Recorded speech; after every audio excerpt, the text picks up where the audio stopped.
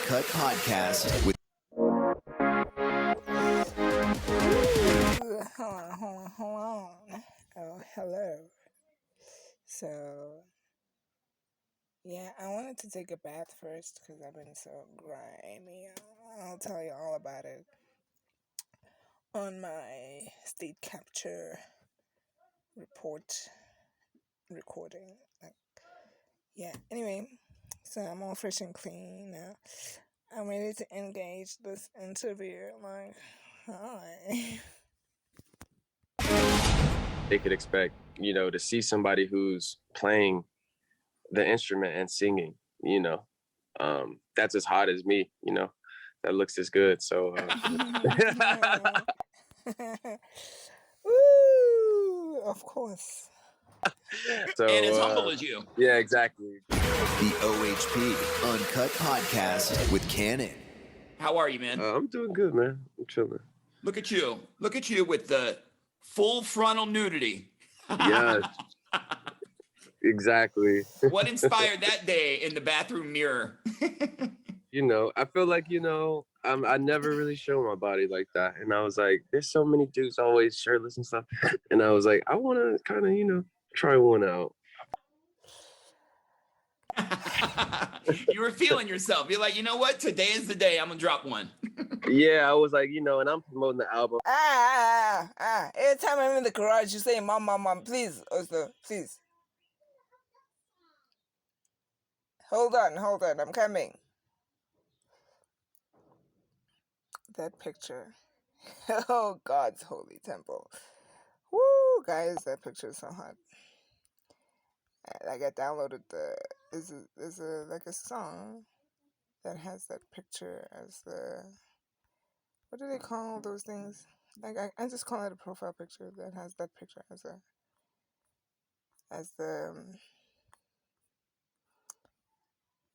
this picture, guys. This picture is so hot. And I just I like this picture, but I just do not like the setting. Like, I don't like the door.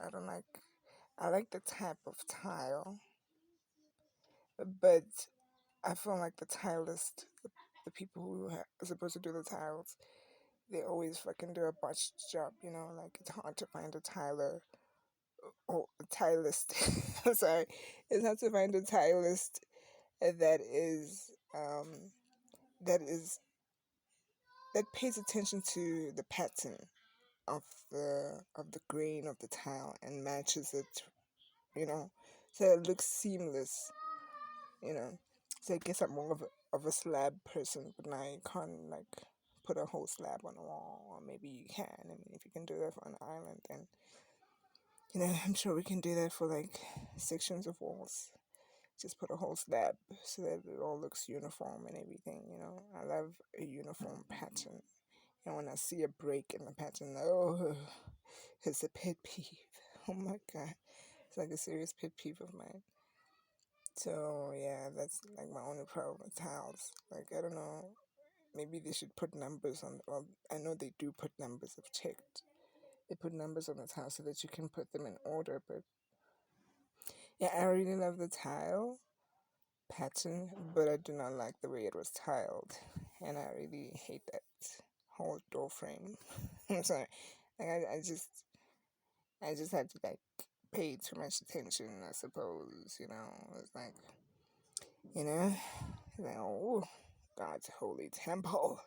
Can I put you in a seed? Can I put you in the meadow? Can I put you, can I put you somewhere that's hot? Maybe I have some tiles here, some hot tiles you can look at. I haven't looked at doors. Let me press pause for a moment. Anyway, I can't find the tile that I was looking And I'm for. like, what's better promo than sex? Sex sells. Nothing. Here's what I want to know. Who got the unedited version of it? Because I know Nobody. that someone got it. Nobody. I'm going to accept that answer, but I'm not going to believe it. I don't know. Maybe I should start this whole conversation again. Hold on. That's insane how Let's fast start again. a song can connect with people. They could expect, to see somebody who's playing the instrument and singing, that's as hot as me,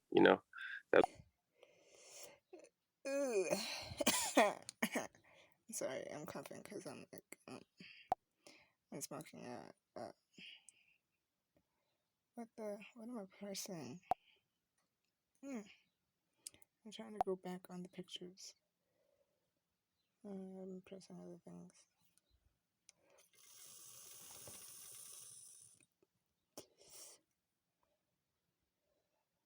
It looks as good. So, And as humble as you. Yeah, exactly. The OHP Uncut Podcast with Kannon. How are you, man? I'm doing good, man. I'm chilling. Look at you. Look at you with the full frontal nudity. Yes. Exactly. Like, I don't know why this guy is laughing so much. Why is the host laughing so much? But anyway,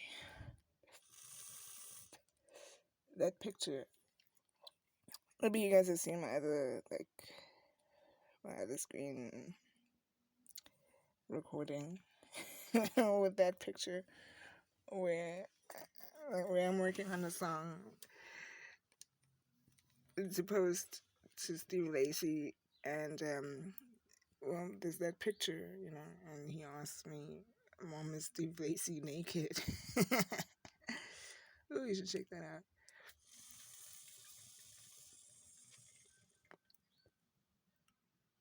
I'm trying to work on my smoking voice, but anyway, that picture is so yummy. Woo, yeah. But as I was saying, I'm just so curious, What inspired that day in the bathroom mirror? I feel like, I never really show my body like that. And I was like, there's so many dudes always shirtless and stuff. And I was like, I want to kind of, try one out. But why is Steve Lacy lying? Because he has that picture with the guitar. Do I have that picture? I'm gonna press pause and look for it. Like, why is Steve Lacy lying? He's always taking pictures naked and shit. Imagine.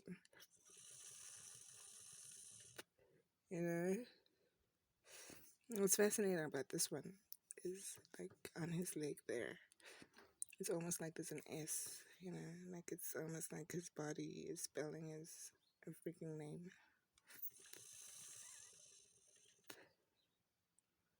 So why is he lying, saying he never takes pictures like this?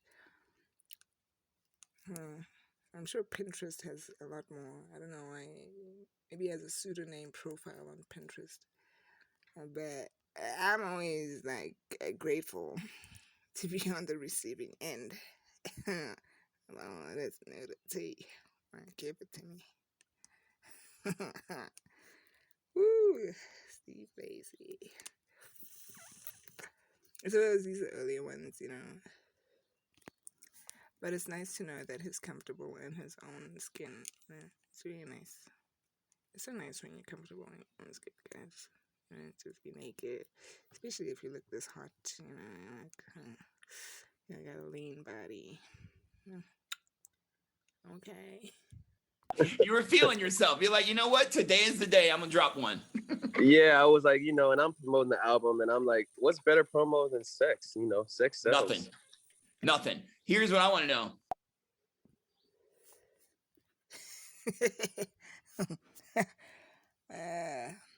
I don't know.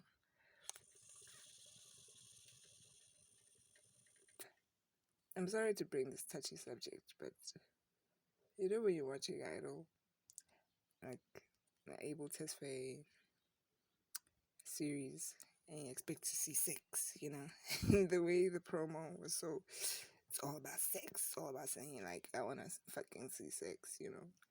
And all you get is like some high school activities. Except for that part.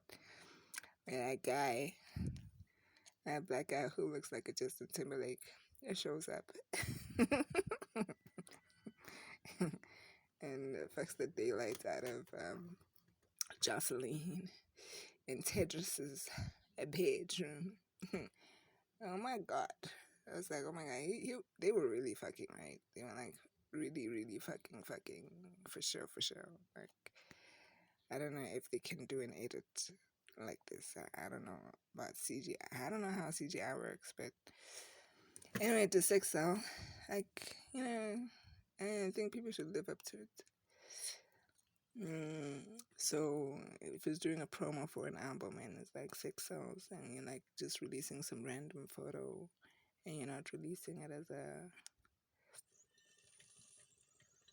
I don't know, the picture inside the album cover, like now that's like something to look forward to. It's like, ooh, did you get the CD? Oh my god, did you see the pictures inside? Now that sounds, you know, like, you know, but it has to be very tasteful, you know, very, like, sell us the sex, sell us buttons, you know, give us buttons in your album cover. Button Levi jeans. Now that's like, that's all some sex, you know what I mean? And the videos is always dressed up and everything. Like, he was just doing this for somebody for sure, right? For sure. It was like, maybe he was really just feeling himself, which is always great.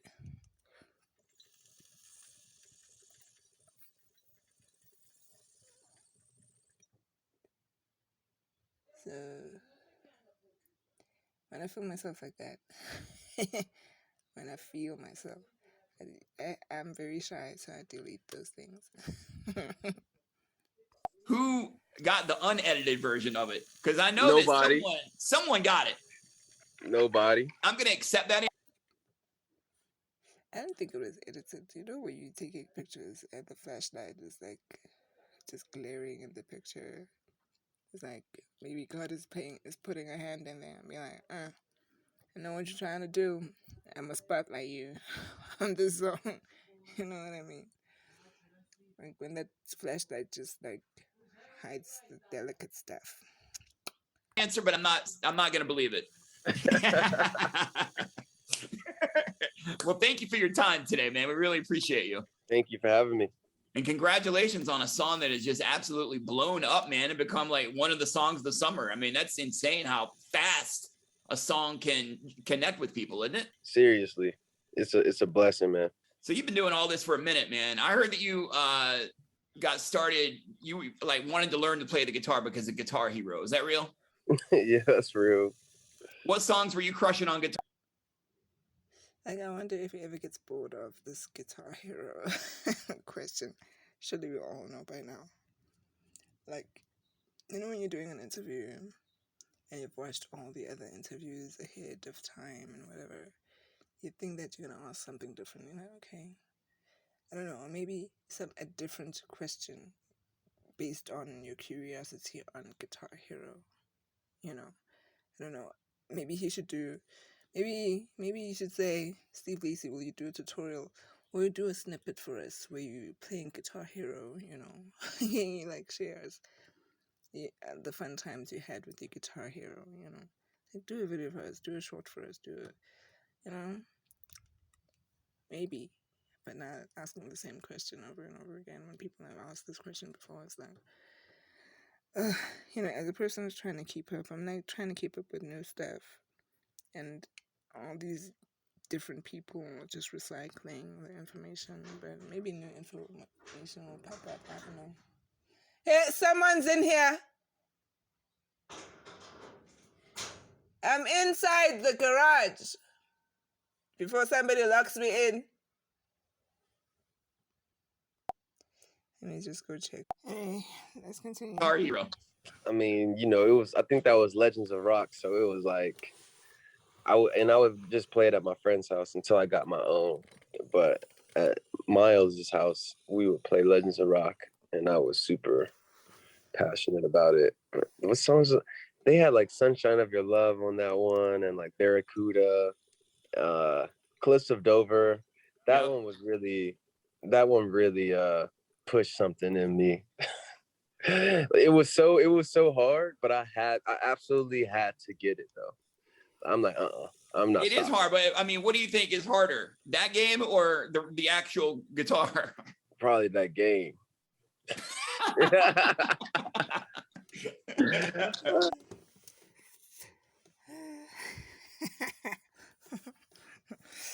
Like, the way when a person speaks about wanting to achieve something so bad, I really enjoyed that. I really enjoy seeing that side of him where you see his ambition.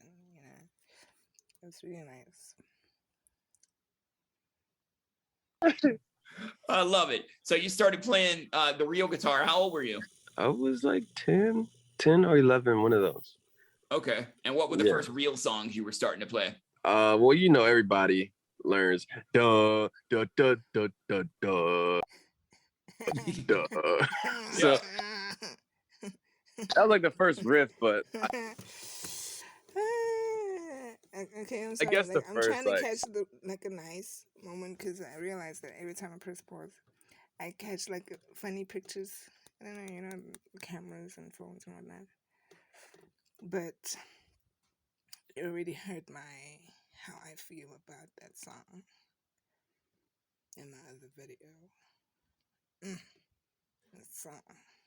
God damn song was like, I think American Boy. God, what year was that out? Like 2008? It had to be. Yeah. Yeah, I feel like it was around then. So you started producing for other artists. How did you get started with that? Like, how do you find artists or they find you, when you first start out like that? Because you were producing for some big artists. Like, seriously, man, like, talk about who you were producing for and how those relationships came to happen. Well, it all started with the internet. Yeah. So that was kind of my first opportunity.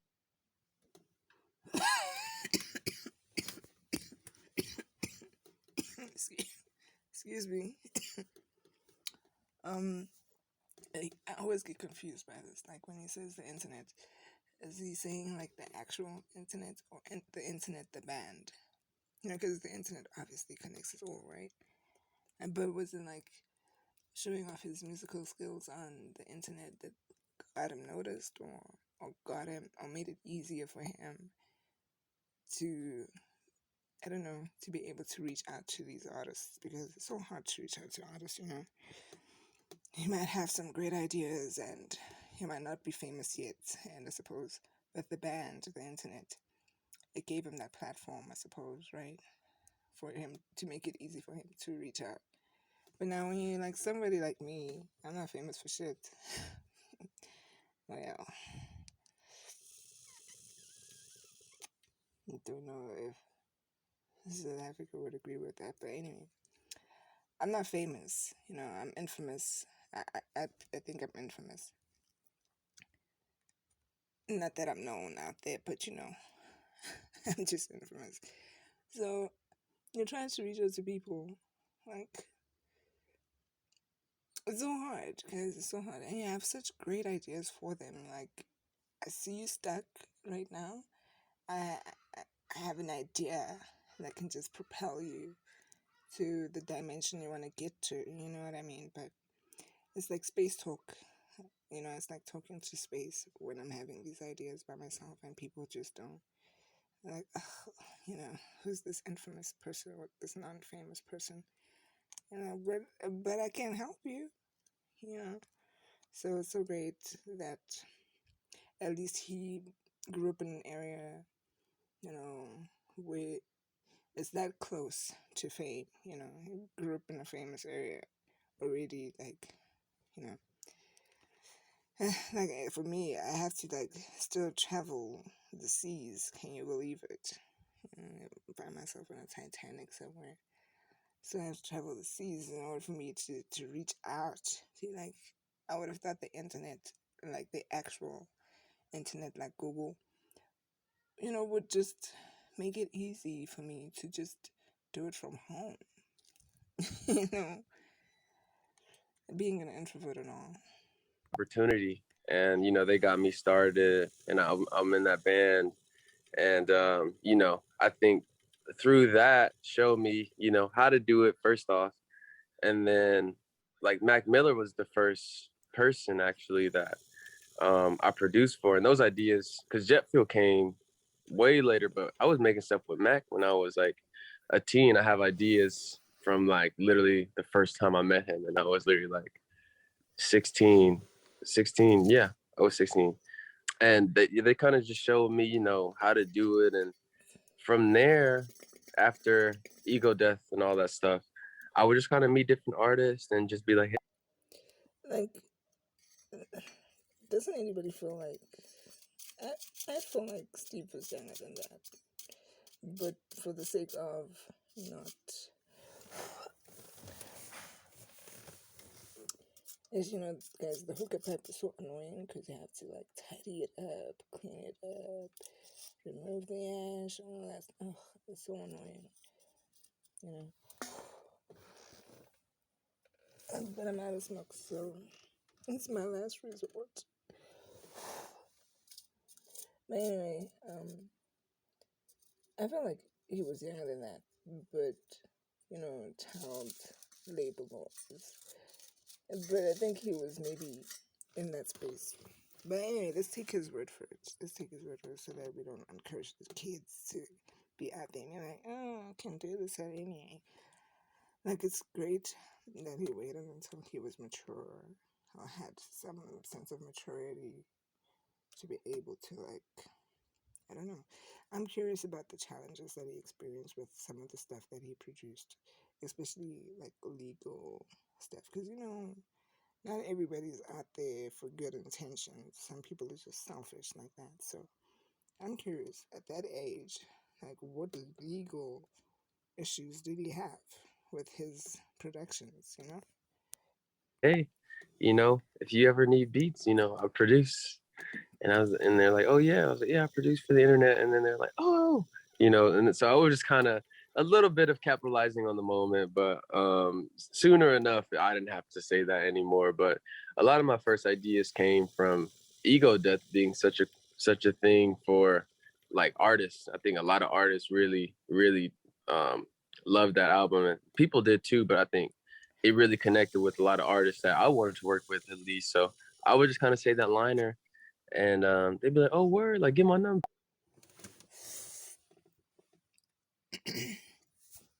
It was like, I can't speak for the album. I can only speak for the video, especially for, I can't speak for the album. But I think it just captured how everybody was feeling. But we had nothing to vibe to our feeling, And it really it captured exactly how we were feeling. It was like, what? Here's the music that speaks exactly how I feel. It just tapped into, especially the sounds, I think lyrics can always be better sometimes, but I feel like the sound, that guitar, I thought, oh my God, please, those live instruments, we were missing so much of the live elements, we were missing the instruments, I suppose. Let me put it that way. And the album was so, you could hear the instruments, it was not just some computer that did it. It was, you can hear the instrument just giving you that vibe, just that, those vibrations, just, just strumming into our souls, fucking stroking our souls, hey? Like da da da, and that's how it happened. And then it was a lot of different connects because there were like other producers that I work with too, like DJ Dahi. That's how I got on Damn with Kendrick, because I was making stuff with Dahi. And then Ezra I worked with from online. Like I'm very like I don't like middleman stuff. I like to hit people directly. What? Yeah, my son has a habit when I'm doing something, like when I'm trying to take a smoke break, he always catches me taking a smoke break. When I'm not smoking, man, he doesn't care about me.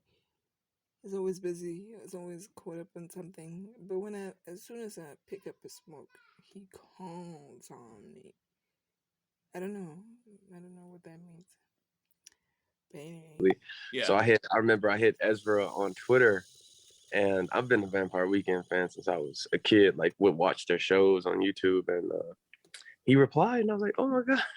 Oh, And then we ended up meeting, and I worked on that album, and I'm Vampire Weekend's first feature they ever did. What about like when it comes to doing your own music? What sides of yourself are you like most excited to share?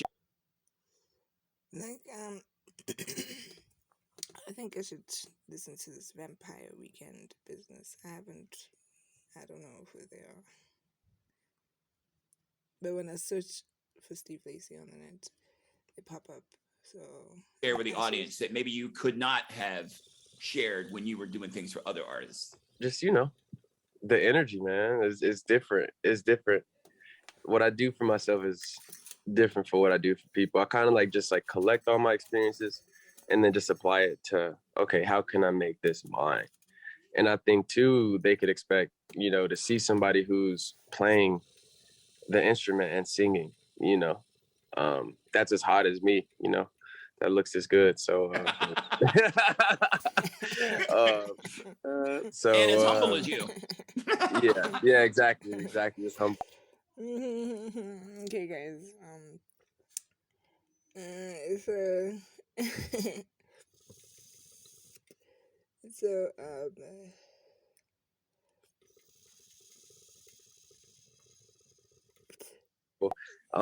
no, but I think yeah, it's cool to keep the band and live music thing alive. How many songs you got on your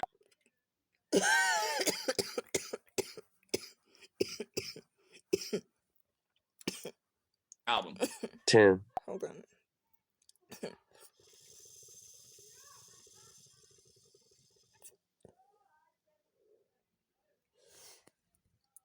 I'm curious to see how he performs without the guitar.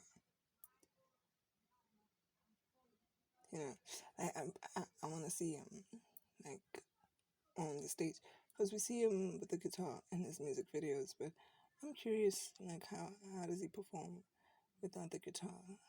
Like at least a song or two. I don't know. Maybe if it does that at his concerts, it would be nice to know, like, just the performance and just seeing wild out. Just ooh. I don't know. I'm curious because with Bad Habits, I really enjoyed like his whole stance, and like I really enjoyed him just owning that whole platform. So I wonder like how he would perform some songs live, but without having to play. How did you get it down to 10? Because I am almost certain you had a ton of them, right? 250 or something. Holy bro, really? I didn't think it'd be that many. Yeah. How do you get it down to 10? I'm there. Imagine, guys, getting Gemini writes 10 songs and he has 250 songs. You're like, what? Why aren't we hearing this? Why is he not making YouTube his vault? Please stop playing with us, Steve Lacy. Please put this on YouTube. We want to hear everything. We are lacking as a people. We are lacking in the live elements of music. And you possess that and you're keeping it to yourself. It's just not fair. It's not right. Yeah, you mastered the skill yourself, but we want to enjoy your skill. So please do share. all those 250 songs you made, even if it's like a random beat, please just put it online. Just please post it on YouTube, so like, we can enjoy it and everything. Please do, please. I'm begging, and I hardly beg, so I'm begging. I mean, the last time I begged, I was begging for documents. I actually got down on my knees in a fucking office at the transports department. I was like, I need these documents, okay? I need to. I can't print them. It's too expensive for me. Please, you already have them in print, and your people are not even going to read them, and I'm going to read them. So I hardly beg. That was the last time I begged. So, well, I'm not down on my knees now, but I'm begging. I'm sitting on my car, but I'm begging. Like, please, we need those songs on YouTube. Very feeling based. Like I really have to like love it for like a while, and then I'm like, okay, cool, this one, because I like to make things that like last. So the way that I do that is just I keep listening to it. I keep listening, and if it ever starts to be like, and then I'm like, no, I don't like it, and then I just scrap it. But these 10 felt really special to me, and they were being moved around here and there. Maybe I'll bring something else back, but I was very, very adamant on the number 10. When you're picking out these songs, when you're making, Why were you adamant about the number 10? Like, why was it so special for you? Like, 10 is exactly the number I want to have for my album. But why? Like, why deprive us like that? Like, what was so special about just 10 of those songs? this music, do you picture the audience listening to it, and like you get like an image in your head of what they're doing while they hear your song and how it's making them feel? Do you picture that, or do you just write for yourself? No, I like to put myself in the audience seat, and maybe that's how I imagine it. I'm like, okay, if I was someone who was taking this in, like, how would I react? So that's kind of how I like to do it. Is like I'd like to. It's like I'm playing these switching sides from like artist to audience, because I think it's all like kind of the same. Like I'm an audience person to someone, so it's like.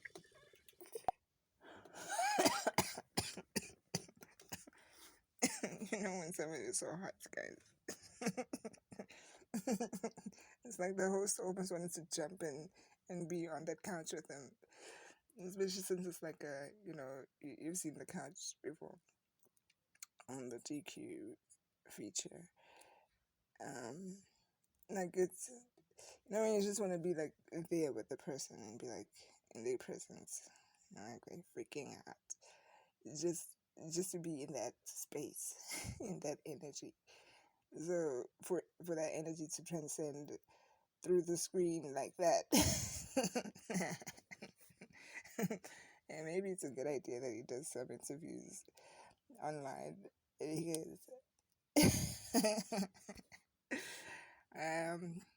mean, if it was doing the interview with me, I'd probably be like knee deep. Hey. To not lose sight or not lose track of like audience. So like I know how I take in music and like how I connect with music. So how can I apply that to my stuff? So with Bad Habit, like like, how does he decide? Excuse me. Like with some songs, by an artist where you specifically want to hear it exactly how it is in the album. You know what I mean? Like if I go to a Travis Scott concert, like when I went to the Travis Scott concert and the Bryson Tiller concert, I expected it to sound exactly like the album. So how does he do it and say, okay, I'm gonna play excuse me, a stripped down version of Helmet? How does he make the decision and for it to be so fire? It's like so hot, hey, so volcanic. How does he decide that I think the audience would enjoy it if I perform this song like this, and just take it to a whole nother level? right there in the concert live. Like, ooh, how? What are you picturing in your mind for the audience when that song plays?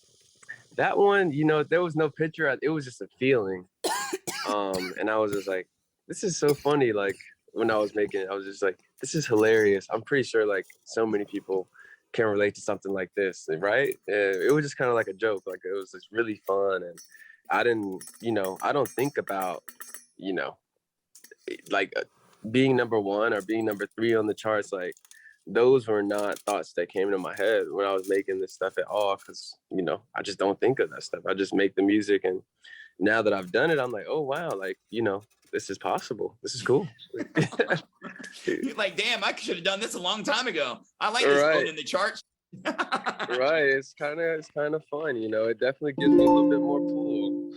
So who inspired? Yeah, how did it feel?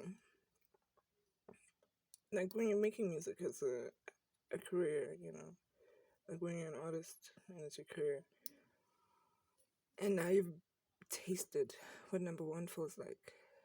That, oh my God, so many people are actually into what I make.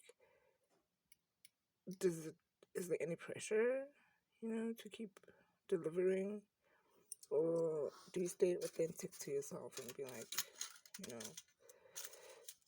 I'm just gonna keep saying how I feel, like, and it's really relatable, of course, so yeah, it's really awesome. So can you do more relatable stuff that gives you number one all the freaking time? Inspired that song then? Who were you thinking about when you wrote it? Whose tongue were you thinking of biting? So many people, man. So many. I felt the way he said that, he didn't mean it in a good way. The way he said that. But then I'm also... Let me just get out of the garage. He's calling me a lot. He just wanted my phone. Can you believe it? Song, so little time. Yo, that song, I feel like I write so funny because I can write.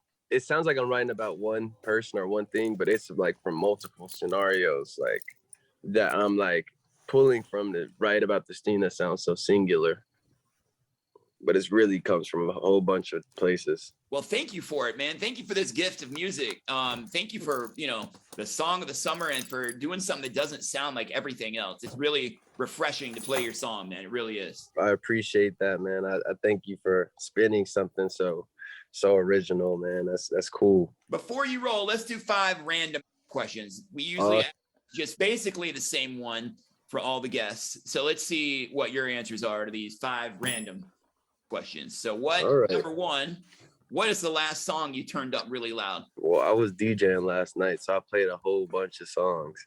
I think it was Bad Habit, funny enough. Okay. Who's your biggest role model? God. That's so cool. It's so cool that he actually does enjoy his own music. I guess that's why maybe he was so frustrated, maybe, with the audience. Like, but you guys, I thought you loved this song. I think you love the song as much as me, but...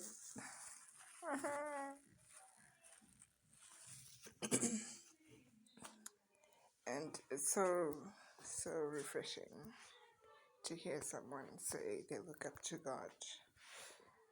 Yeah, because most celebrities, I don't know, it's like they have a phobia or something.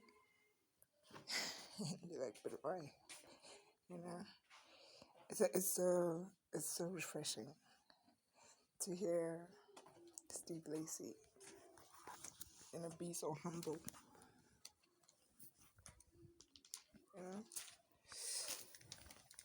I was so excited about that. It was really so nice to hear. Well, thank you, Steve Lacy, for being so frank about it. Like, thank you so much, and without even flinching, or second guessing or thinking about it. Like, it's so cool. Are you religious? Or just spiritual? Spiritual, yeah. If you weren't an artist, what would you be doing for a living? I'd be dead. You really mean that? No. Like, he totally meant that. Like, the way he said it was so serious. It's like, I don't know, knowing Steve Lacy, you would, if you don't get it the first time, and then it just makes a whole joke out of it. But it's so, like, I enjoy watching the interviews because you get to know the person, even if the interviews are like,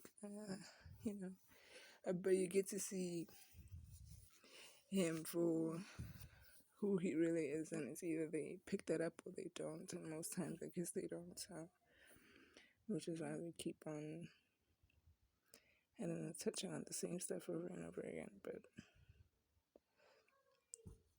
I believe him when it says that.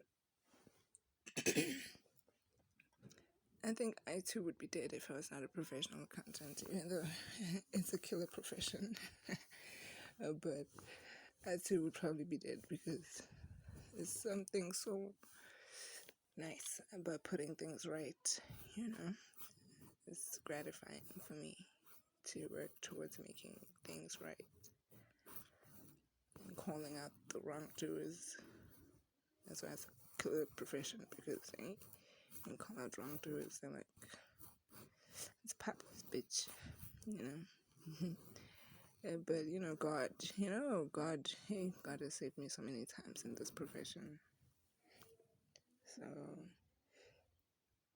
like, when with him on stage, when that person threw whatever they threw on stage, let's not forget what happened to Ariana Grande in Paris, a fucking explosion, you know what I mean? So for him to, because not everybody's out there for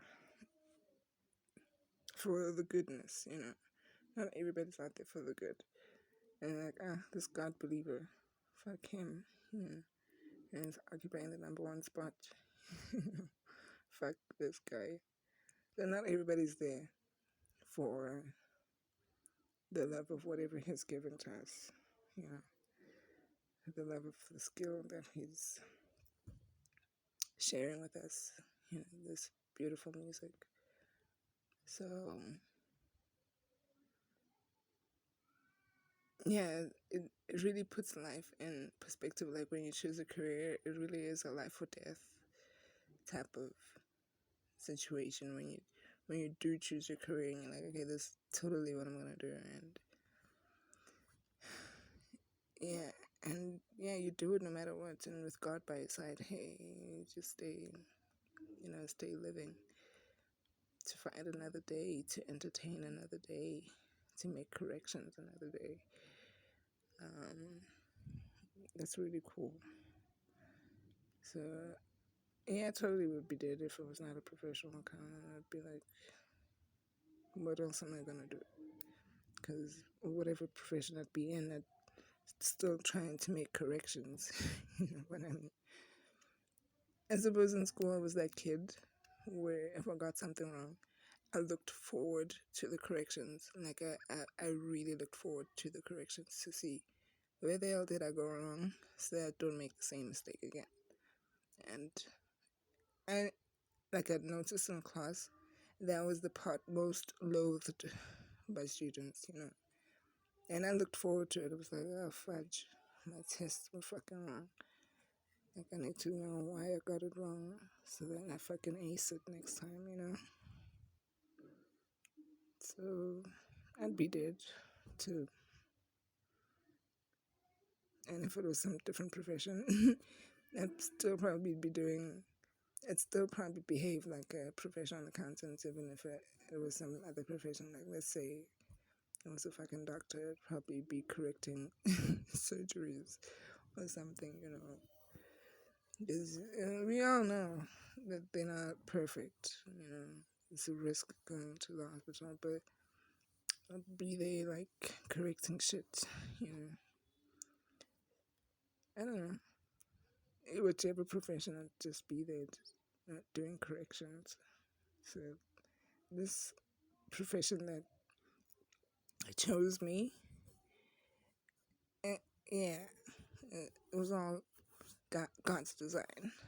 The same way that Steve Lacy's music just strokes our souls. It's fucking God's design.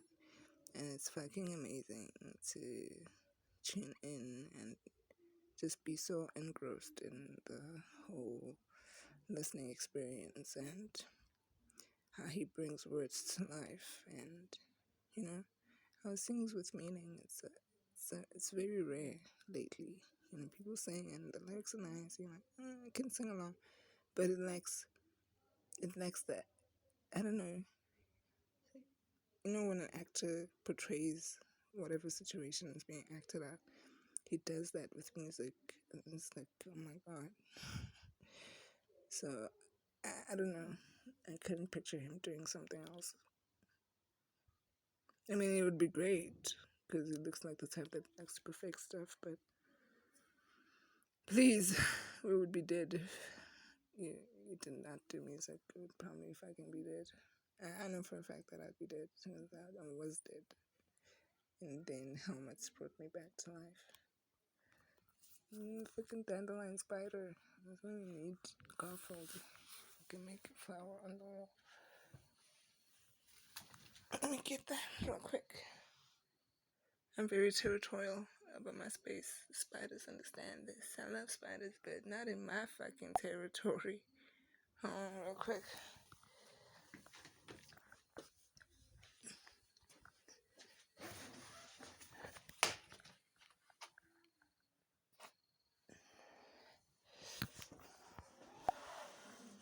I killed a spider and I don't know where I stopped, so let's just...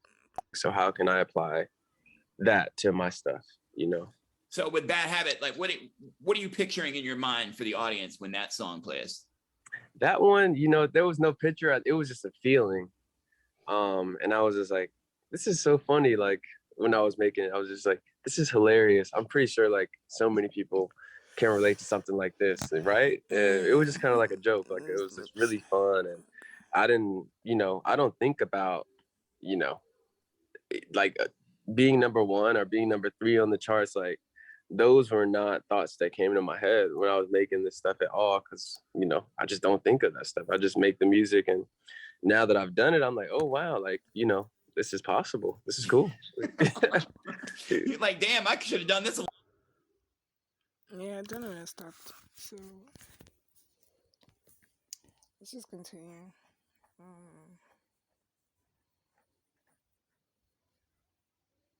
Yeah, but just keep touching our souls.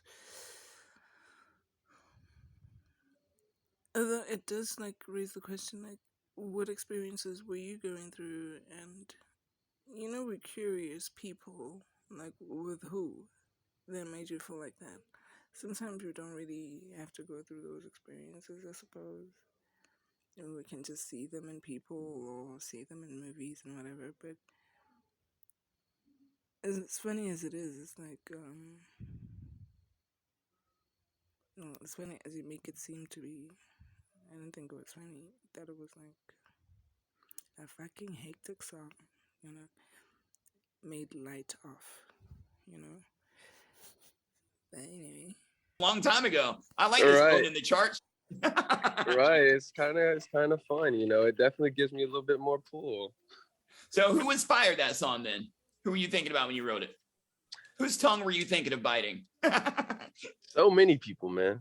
So many tongues. Like, who? So little time. Yo, that song, I feel like I write so funny because I can write.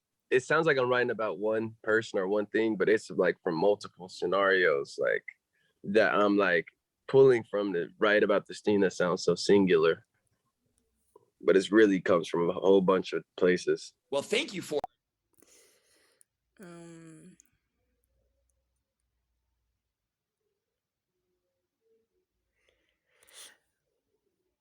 Yeah, who inspires you?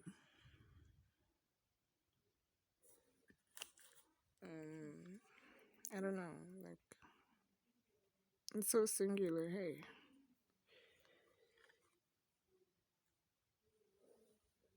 it's like a movie. You know, like in Hollywood, when we all got excited, when people were having like names, sharing names together and whatever, like calling themselves one name. You know how exciting that was. So it's like, you know, being in that space of being able to write music, you're able to, and if it's singular, like if it's just one person in different scenarios, it's like that's the ultimate idea that most of us had about Hollywood, even though it's so disappointing that nobody ever really lives up to it. You know, they always break up, and man, it just fucking takes the romance out of Hollywood, doesn't it? So I can't wait for you to like find your your other half, and for it to not be so disappointing.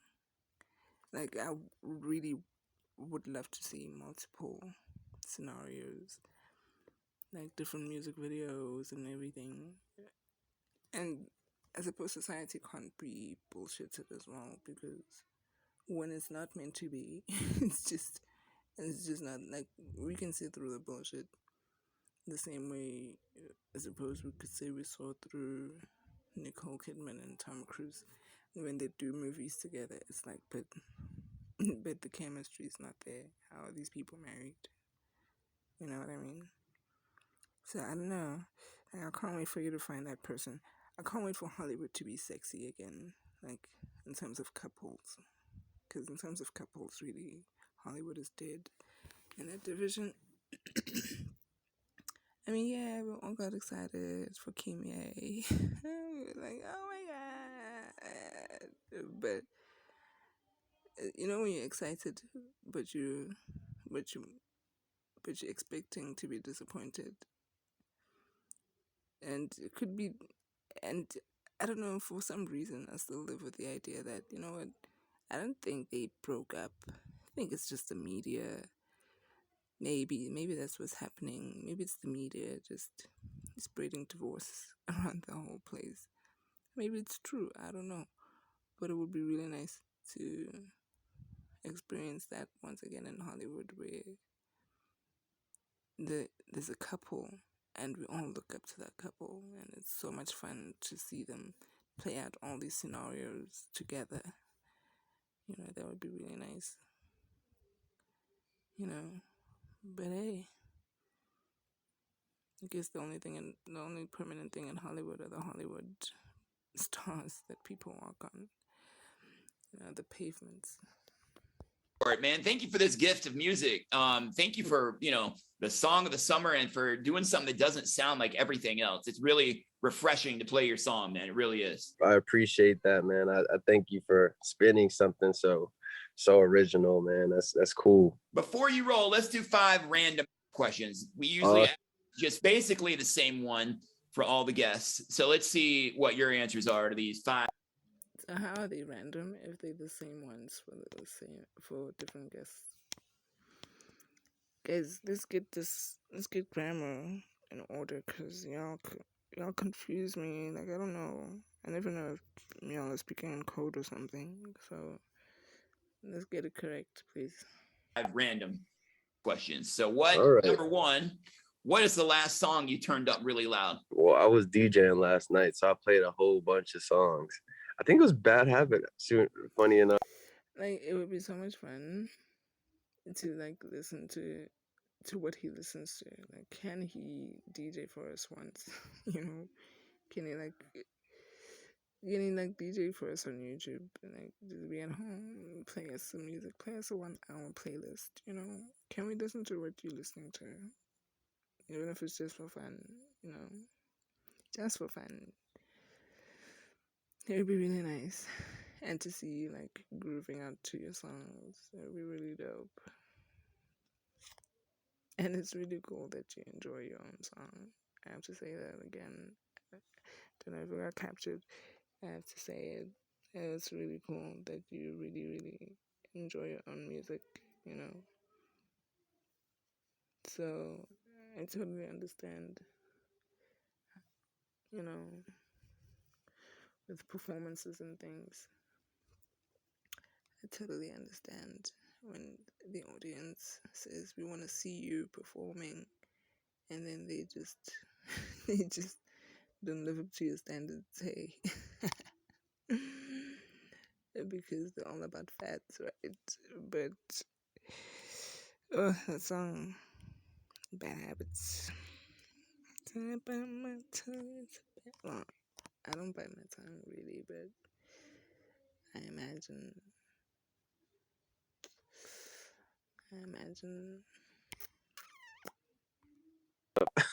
Okay. Who's your biggest role model? God. Are you religious?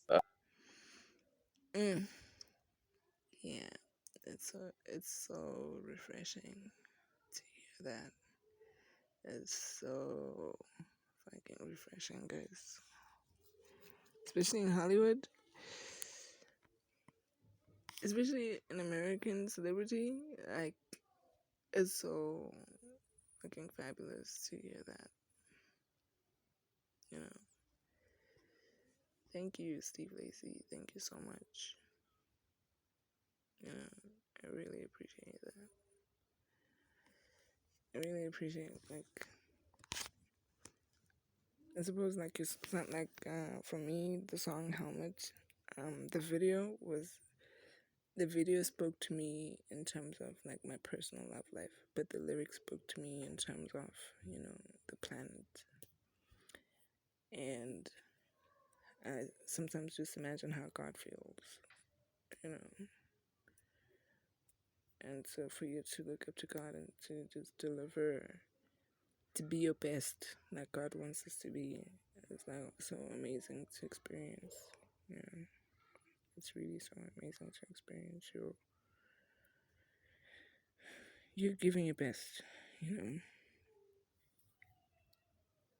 And it would be so great if we could all do that, like just give our best, you know, because of God, you know. So yeah, that was like so sweet. I don't know. I'm saying I really appreciate it because I do really appreciate it. It's so wonderful, you know.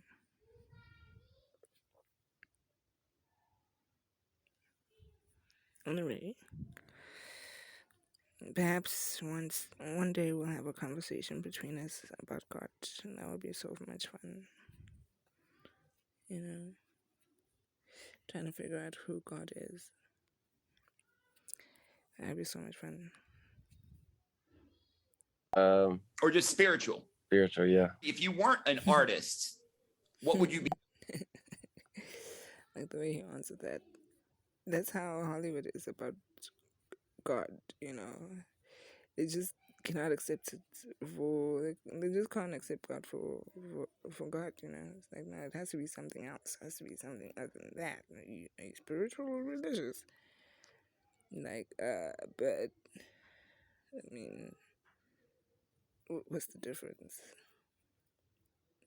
Is God not a spirit? Like, what's the difference?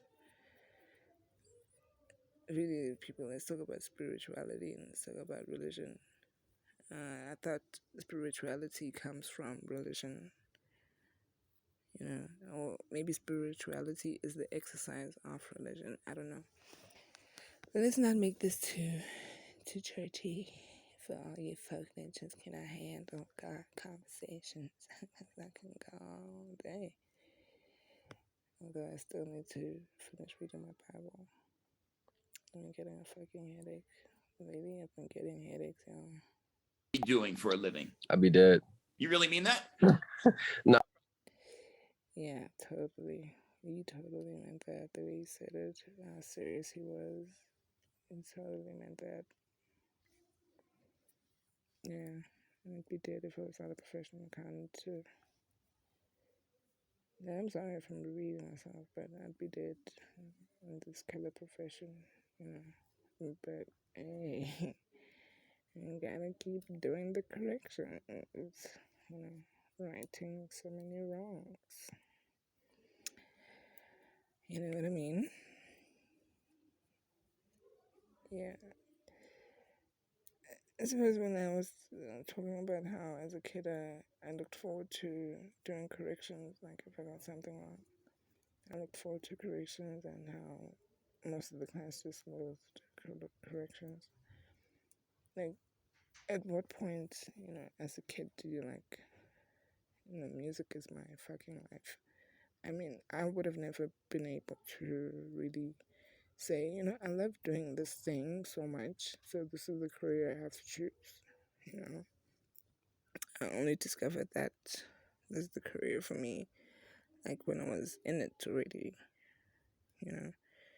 because when people spoke about it, like, when I first heard about, hey, you should try accountancy and whatnot, you should be a chartered accountant. It's like, what is that? And I only learned about it when I actually got to university. And they're like, oh, it's the highest paying profession. They like sold it so much to me, and when you grow up poor, I was fucking broke, and I'm like, oh yeah, what I do need is a job that fucking pays, only to find that it was fucking lies. Well, on my end, it was fucking lies initially. So, but I'm working towards the money. Working towards it. It's taking so fucking long, but yeah. But yeah, it was like what I was sold, it was not anything like that. And to get the money, it's like, oh. But then I discovered that that actually is not, for me, it was not really about the money. I just really enjoyed seeing things being done right, Like, this is how this is supposed to be. Let's do it like this. Why are you doing it like that? So for you to be a musician and to do it so well, it's like, yes, please.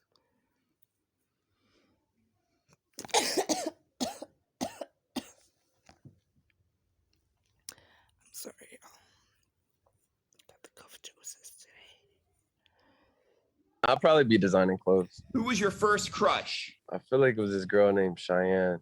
What grade was that? This was like kindergarten. We kissed in the caterpillar. If you could spend Okay, let me just move on. one night or go to dinner with the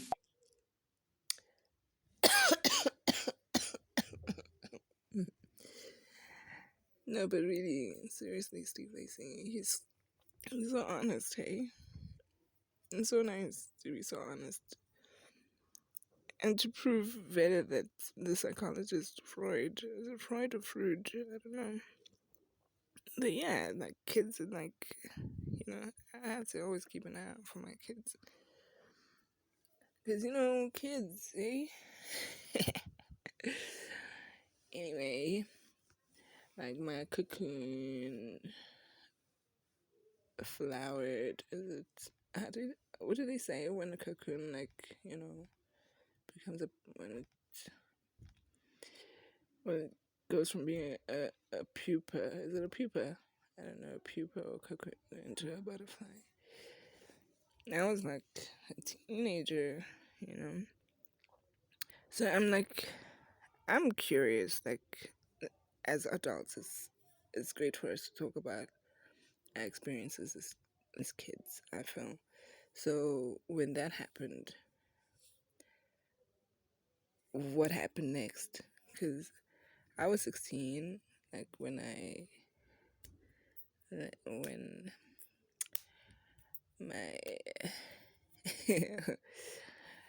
when I, like, butterflied, when in the cocoon and whatnot.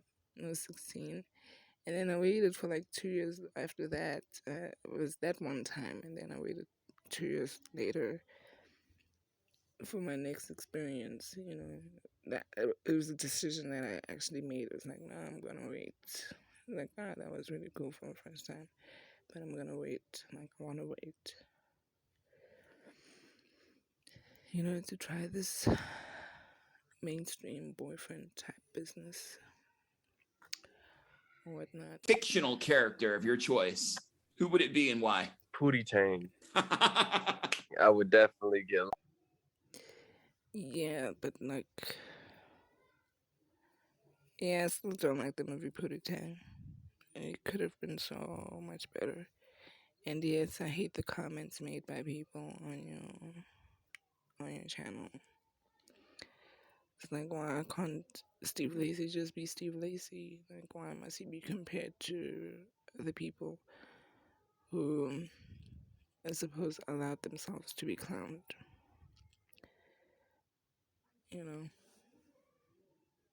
Why can't Steve Lacy just be?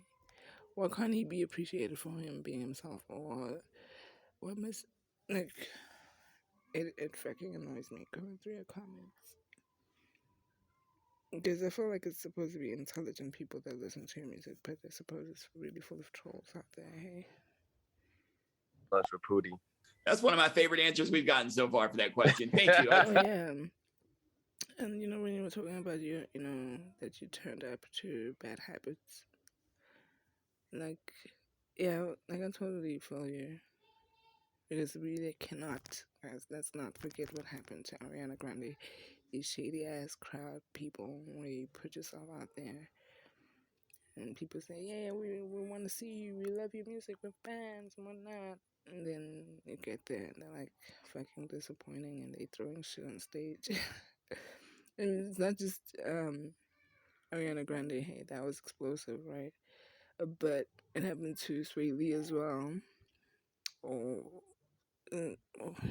Ray Shremont, when they're performing, where they threw cell phones at Sway Lee. It was like, how, guys? Like, do audiences not have manners? Like, I don't understand what's wrong with these audiences. Hey, can they behave themselves? And how everything was taken out of context. I actually had to read about it in an article, what happened before, the smashing of the camera. Although I'm that type of person, if I see somebody flashing me a camera, like, I tell them, delete that fucking picture. Like, delete it. Hey, delete the images of me. And tell strangers that. It's like, why are you taking pictures of me? Like, yeah, I bought a ticket to see me sing. It doesn't give you the right to not produce material out of me. Okay? So, I'm throwing shit as well. You're fucking whack at being an audience. So, where are my people? Where are my actual fans? But anyway, your songs are complex. So I'd rather be that fan who, like, goes to a show of yours, but in a theater, so I can sit down, like an orchestra, like an orchestra type of performance. Like, I prefer that type of setup so that you can just be there doing your thing, like an opera. You go to an opera, you just sit there and you have to pay attention to the performance and the whole show and whatnot. I'm not about to jump in and sing because I know I'm gonna fucking fumble, because your music is complex as much as it sounds. Like, it's, as much as it's catchy, it's still complex, So, yeah, I don't want to be caught in that audience where I'm fucking fumbling. Put me in an opera house, I'll gladly just sit there and just let you do your thing, and, like, take my change, take my money, take the ticket. I don't wanna sing along. Just take my money, bought a ticket. I just want to hear you sing. You do it. I can't sing crappy to myself at home. Like that fucking audience member who was fucking croaking at the top of her voice. That was fucking annoying. And you're like there in the audience. You're like, I really thought of buying a ticket to see Steve Lacy sing. And this freaking person decides to fucking croak at the fucking top of their lungs. It was that video where you called somebody on stage I was fucking annoyed. I was so annoyed. Ugh. I was like, ugh. Had I bought a ticket and I heard that person, I might have, I don't know, because I'm very, like, you know, there's those moments where you're in the right crowd. Like when I went to the Travis Scott and Parental concert, it was the right crowd, except for the people in the Golden Circle. The people in the Golden Circle, they were actually distracting the actual fans who were behind the fence, you know. And those of us who were behind, we were like in fucking tune, hey, and like we're on the same page. You know what I mean? And then you have those people that are just there because this is the hardest. Steve Lacy is the hottest thing, the hottest person right now, and it would be so cool for me to be seen there.